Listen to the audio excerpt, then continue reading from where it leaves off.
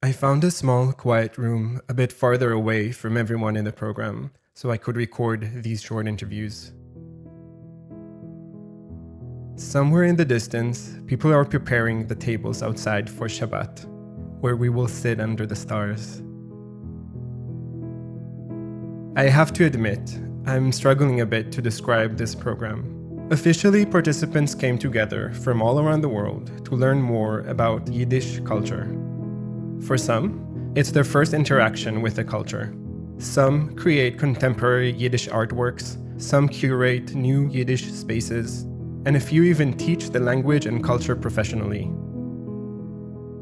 In this program, we were also engaging with the Yiddish language. Here too, there was a huge diversity. Some were very advanced, others were just taking their first steps. And for some, like Moishy, Yiddish is simply their first language. But this program was so much more than being about Yiddish.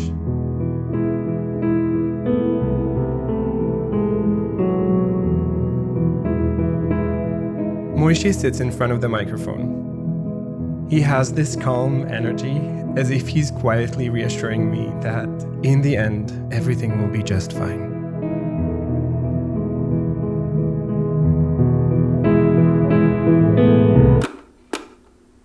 Interview number 7. So my name is Moishy. I'm currently in Mulhausen, Germany.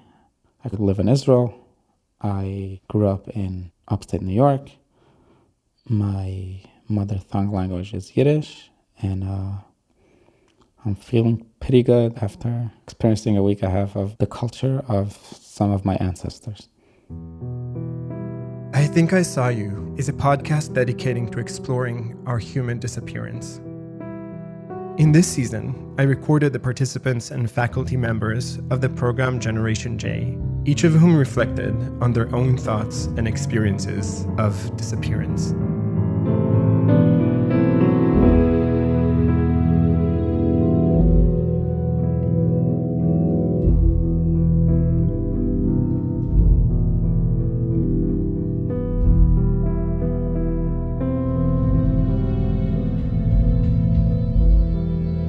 I think I saw you, Moishy, right when you disappeared.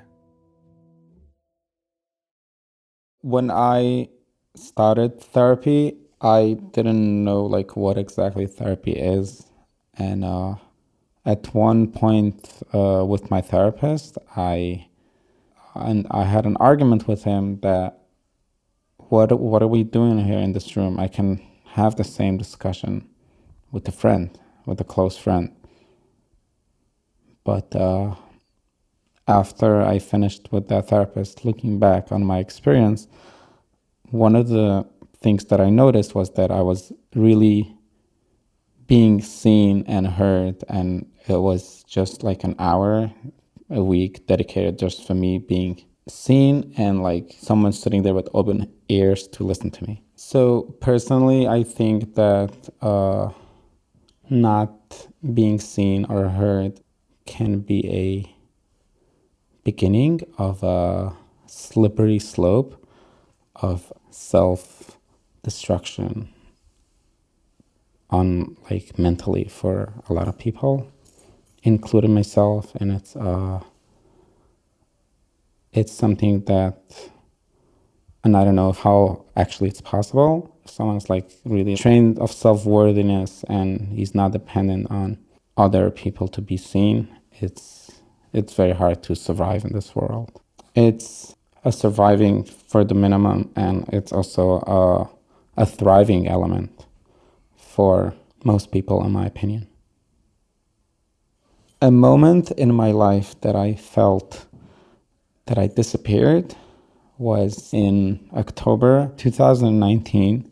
I was on a backpacking trip in Hogsback, South Africa. I was doing this morning yoga class at the studio next to the hostel where I was staying. And in the middle of it, I literally collapsed.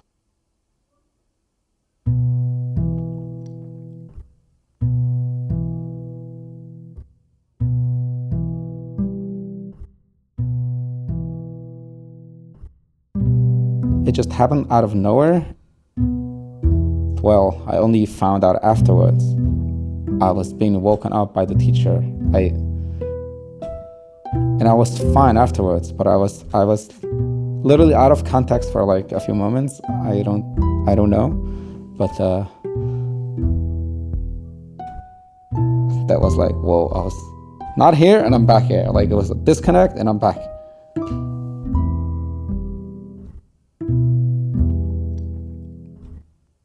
By that experience, it was just, I felt like I was in a, I don't remember what it was exactly, and I'll explain. Like I was in the thought that I had right before I collapsed, and I was just there. I stayed in that thought, and then I was woken up. I don't know how to get there. That was not intentionally. I might have a quest to get to like to experience out-of-body experiences, but I don't know. I've never like experienced it actively or intentionally. Disappearance is more about literally like disappearing from this world physically. Like I'm not here. I'm in something that it's not tangible. It's beyond all our experiences.